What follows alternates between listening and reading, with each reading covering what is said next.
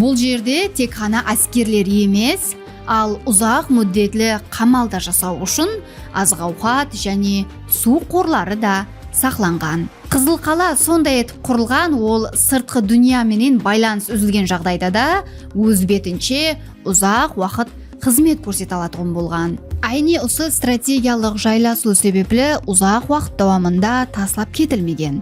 Кызыл қаланы басқа қалалардан ажыратып тұратығын тарепі оның 2 рет жасағанлығында. Эрамыздың 5 әсірінен кейін климат өзгерістері һәм дария жолларының жылжуы себеплі қала әсте ақырын таслап кетілген делінеді. Бірақта шамаменен 12-13 әсірлерде харизмшақлар дәуірінде регионның сауда һәм әскери ахметі және артқанында Қызыл қала қайта жанланған. 12 әсірдегі қайта тіклену дәуірінде қаланың диуаллары бұрынғы жағдайынан да беккемірек етіп салынған. Ең қызығы, ілімпазлар бұл қайта оңлауды әмелге асыруда әйемгі диуаллардың жоғарғы бөлімін тек қана тікілеп қоймастан, ал жаңаша ұсылдағы архитектуралық безеулер, яғни сол дәуірге тән болған гербіштен ісленген решеткалар менен безеуге харекет еткен болуы мүмкін.